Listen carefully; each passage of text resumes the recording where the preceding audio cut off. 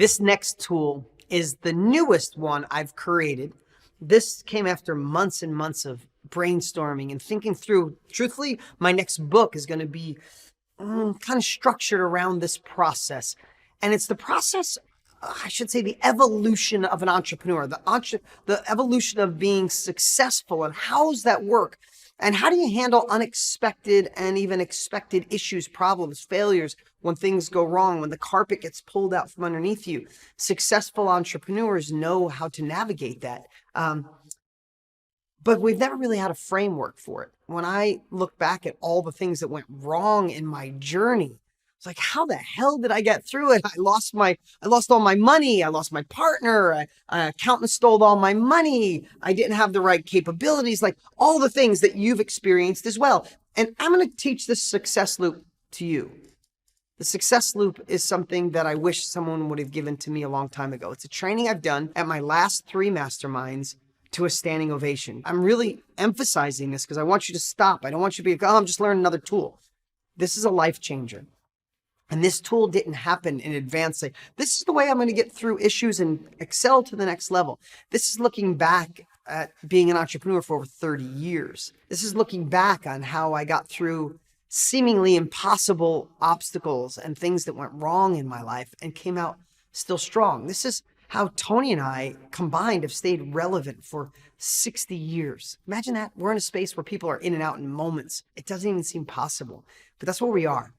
And this is, I'm gonna read the headline here, and I'm sure it's on the screen right now, is, as an entrepreneur, someone who wants to achieve more, we all start somewhere in our journey to success. This tool will help you come out stronger, faster, smarter, even when unexpected realities happen in your life and business. You can transform your thinking, your issues, your problems into the fuel that drives you to the next level. We're gonna start off with the hard realization or incident. I'm going to teach this to you. You can stop anytime you want. You can fill this out any way you want. You can share this with your group any way you want. But this is for you right now. And this is usually an hour. I'm going to try to go a lot quicker. But I promise you, if there's any video worth watching, it's this one. If there's anything you place value on, it's this one. Even they're all massively valuable, but you'll see what I mean. So let's just talk about your journey. You, all of us, right? We're go. We think we got it, and something happens. There's a transition. There's a hard realization or an incident in your life. Maybe you were in a job at one point and just you put up with it day after day. And then one day you said, enough. I'm not spending another day in a job that robs my soul, that doesn't pay me enough, that it doesn't allow me to be the best version of myself. I'm done. There's a time where you've been in a relationship where said, today, the hard realization, it is over. Or I have to fix it today. There was a time where you said, I want to get in shape today, lose the weight today, quit smoking, quit drinking, quit being unfaithful, whatever it is. There's hard realizations in our lives. There's a realization when you're in a business, you're just doing it wrong. You didn't own a business, you owned a job. You're like, enough, I'm done. There's a hard realization. When that happens, life shifts. At the same time, maybe it's not a realization, maybe it's an incident. If you look at the success loop as we start, there's an incident. It's not, I'm quitting, you're fired. Or someone walks in and said, the relationship is over. The partner stole the money. The marketing's not working. The company went bankrupt. It's one of those things where, life just pulled the rug out from underneath me. Now, in this journey, I'd love to say I had this figured out in advance. No, this is looking back at being an entrepreneur for 30 years, looking at through my biggest obstacles. How did I get through them? So I'm going to give you an example in my personal life. About 17 years ago, I owned a collision shop and an auto sales and apartments and houses and watching Tony Robbins. How crazy is that? I bought his infomercial about 20 years ago. I bought his course, The Ultimate Edge, transformed my life. Course corrected me. I gave him money. He gave me capabilities and it changed my life. Why do you think I'm in this business? Because of that man who changed my life, and why I'm so inspired that I want you, and Tony wants you to share your knowledge, get people to pay you for what you know to help them go faster and quicker. Tony course corrected my life. He didn't even know me. So I decide that I want to go in the infomercial business and I want to teach people how to make money with cars like I did. This was 1999. That's dating me. I shot my first infomercial in 98 or 99. and it was called Motor Millions. And I created a course to teach people how to make money with cars, how to wholesale cars, how to buy and flip cars, how to fix and flip cars, just like houses. So I had no idea what I was doing. I film an infomercial, I get on TV, I'm struggling, ups, downs, things go wrong. I'm using my real estate career, flipping houses, to use that money to fund this business that I knew nothing about, but I'm learning just like you have done in your life. And I finally get momentum. And I get Motor Millions up to about $5 million a year. And a company comes in bigger than me, more corporately structured, and wants to buy Motor Millions. Now, I'm going to talk about this incident that happened. So now I am so excited to sell Motor Millions for several $1 million because I want to move on to my real estate course to teach people how I made money in real estate. Because by then I had already become close to a millionaire in real estate. Maybe I was already a millionaire in real estate. Yeah, I was. And I wanted to teach people how to do it. And it was bigger. I could touch more people's lives. It wasn't so niche. So I'm like, oh my God, I go from, oh my God, I'm so excited. I made it. I'm going to sell this and they're going to pay me out quarterly and they're going to take over the company. They need a year to gain momentum. Then they're going to cut me a big check. I'm really excited. I move on to my real estate course that was called Think a Little Different. Well, first quarter comes and I don't hear much and I don't get a check. They're supposed to pay me. Second quarter comes, no check. I reach out to them. I'm not hearing back from them. I reach out to my attorney. My attorney calls me. This is the incident in my life. I'm on the phone with him. And he says, Dean, I have some news for you. They sold an inferior product. They did a lot of sales, but nobody liked it. And they have $1 million worth of refunds and they're not paying them. They can't afford it. They're going to shut the company down. And I was like, oh my God, like my name's attached to that. People don't know it's not me. And here's this moment. I'd love to say at that moment, I meditated and I centered my chakras. And I didn't find a place of gratitude. I took the phone. It was a cordless phone, not a cell phone, cordless phone. And I slammed it up against the wall, splattered a million pieces, put a hole in my wall. And I started thinking, who the hell am I?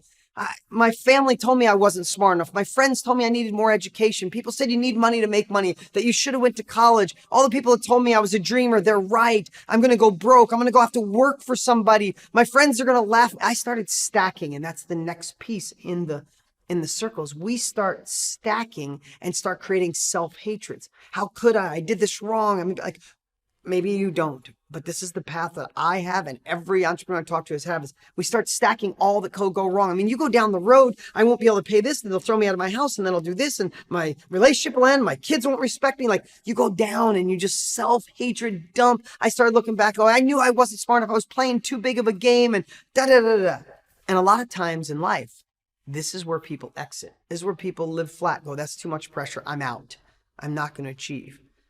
And I never want that to happen to you or anybody that you teach. Because in this moment of stacking what could go wrong, you have to do the reverse stack. And when I look back, this is what I did. Now, I'd love to say when this happened, I was freaked out. I had to go to court and fight to get the company back. I sold someone a horse that was a winning a race horse, and they broke its leg, and I had to fight to get it back. I get it back with a broken leg. And I'm like, what do? I didn't have $1 million then to pay off all these refunds that weren't even mine. And plus the company had another $500,000 in bills. I'm like, oh my God, this is unbelievable. But I don't know if it was 3 days in, 3 weeks, or 3 months. I don't remember. But I know I started the process of what you're learning right now. I started stacking what could go right, then stacking what could go wrong. Like, my subconscious just wanted to focus on all the things that could go wrong. But I started forcing myself to think about, what can I learn? What was the lesson here? How can I be stronger? How can I be better? How can I go? And I started coming up with solutions. We started calling all the clients that were owed the money and decided to just be completely honest with them. You gave money to, it wasn't my company. I sold it for a while, but now I took the company back. You're owed money. I don't have it all. Can we pay you back payments? Like 90% of the people said, we love you, Dean, of course. We started coming up with new ways, creating new departments. And all of a sudden, it started feeling a little less. But then here's the part as you go through the stack. The next one, I thought about who I did not want to be. I think that cuts through a lot of personal growth. Just think about, who don't you want to be? You know who I didn't want to be? You know what empowered me? I didn't want to be the guy that was almost successful. I didn't want to be the person that people said, I knew he was a dreamer, he'd never make it. I didn't want to be the person that went and gave up and worked for someone else. I didn't want to be the person that felt frustrated at 90 years old that they never lived into their full potential, that they didn't run their own business, that they didn't impact the world. I didn't want to be the person that gave up at the first sign of shit going sideways, for lack of a better word. I didn't want to be that person. I didn't want to be so many of the people I've run into in my life who just gave up. The going got tough and they got out. I didn't want to be that person. And the more I thought about it, I started getting more empowered. But then you go right into the next part of the success loop. Is again, this is looking backwards at how I got through all these different loops of failure to success in my life. I started thinking about who I wanted to be, and I started writing it down.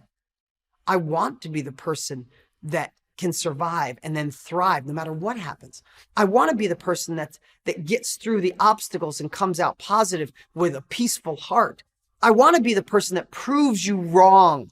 Sorry, I do. I want to be the person like, he's not going to, wow, whoa, he's twice as big. That's who I want to be. I want to be the person that my parents go, I even doubted him. Look at him now. I want to be the person that lives and creates values. I want to be the person that can come through a storm and be okay. I started doing that. Now I can feel it. Now I'm getting goosebumps right now, feeling it. All of a sudden, this nasty, horrific event in my life is starting to turn. And as it goes through the loop, now all of a sudden the tides are turning. So now, and this is the process, the framework that you can use in your own life and you're going to teach other people. Now is the time to think about your horrific future, your painful future. You see, we want to think about where we could go and it's amazing, but we do a lot more because of pain. So at this part, you start thinking, what if you don't get through this? What if I said that company screwed me? It wasn't my fault. They did this horrific thing to me. I can't believe it happened to me. It's okay that I go get a job and give up on life. Like I started thinking about if I gave up, where would my life be in 5 years? I started thinking about that I was working for somebody, that I was making $87,000 a year, that I was frustrated, that I wanted more, that I'd see other people that were successful and have envy, that my kids wouldn't have choices in their life, that I wouldn't be in control of my time. I started thinking of all this painful future. I predicted it was 5 years and I was looking in the mirror and I was horrified. You know this if you've been to a UPW. Nobody does this better than Tony, predicting 5 years, 10 years, 20 years. People in the audience will be screaming. They'll be wailing. Feel that pain. But then after you feel that pain, continue on the loop. And now it's time to create your compelling future. It's 5 years from now, and it's the best 5 years of your life. And you start writing down, I came through this obstacle. It doesn't even mean anything anymore. Sales are 10 times the sales. Impact 10 times. My freedom 10 times. Happiness 10 times. My body 10 times better. Like you start projecting this compelling future, this next level you, and all of a sudden after feeling the pain, and now you start visualizing where you're going to be, and all of a sudden you're on fire, your veins are pumping, your cells are vibrating, and you're on your way back. You're getting through this obstacle, but you're not getting through it. You're exponentially growing. You're navigating new territory. You're learning. You're growing. This is how entrepreneurs catapult to another level. And after you create and obsess on your compelling future, and I'm telling you, live it, pretend it's 5 years, close your eyes, feel it, write down everything that would be a compelling future. The next part is why these people are in a room. This is where I'm anchoring you why you're here. This is where you should anchor the people in the room on why they're smart for being in the room with you or being online with you. Because the next thing after your compelling future is you got to remind people that your best thinking got you here and their best thinking got them where they are. Our capabilities are at its max or we'd be at another level. This is where you need to be hungry for capabilities. This is where people are why they're hungry for masterminds. They're hungry for education, hungry for people who've already been there to share their strategies, because you can't go to the next level without next level capabilities, without next level habits, without a next level community, without next level resources. It doesn't happen. You can't just go back and go, I failed. Let me just do the same thing over and over. You'll get the same results. That's why masterminds are so powerful. That's why you helping other people is so powerful. This is a sales mechanism for you. You could use this as a sales presentation. Now is the time to join my mastermind right now so you have the capabilities to go where you want to go. This could be used any way you want. I'm sharing it with you because I want you to feel it. I want you to see the value in this, the power in this, and then I want you to use it. Imagine if you just did a mastermind with these tools. You'd transform people's lives. It took us 60 years to figure this stuff out. That's the value of this. Then after you gain the capabilities, the next one is the tough one for some people. It's where you have to take action, and sometimes blindly. This is where you have to be courageous. This is where you have to jump out of the plane and grow wings on the way down. This is where you know that your best thinking got you here. Someone gave you next level capabilities. You have to trust that that'll work, and you have to do the next thing is you hit the gas.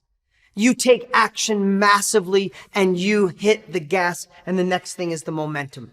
Once you do that, do you ever go behind a boat in a tube and the boat turns sideways and the tube starts skipping around really fast? That's where you are in the loop. You went down, all the stuff went wrong. Who do I not want to be? Who do I want to be? What's my bad future? What's my good future? Here's the capabilities. I'm going to take action no matter what. Hit the gas. Boom. That's when you cross over and you rise to your next level of life, next level of income, next level of abundance, and next level of capabilities that allow you to handle the next shitstorm that comes your way, for lack of a better word. This is the success loop. I feel this is one of my greatest creations in my life. It'll be the foundation for my book. It'll be the foundation for a lot of things, but more than any of it, it's the foundation for my life. Because the next time something goes wrong in my life, oh, and it's coming, I know it will, I'll be ready. Incidents and realizations will never be the same. They won't have that much power. They'll happen. They won't feel good, but I will make the best out of it and come out stronger, bigger, and faster. You can too, and so can the people in your room.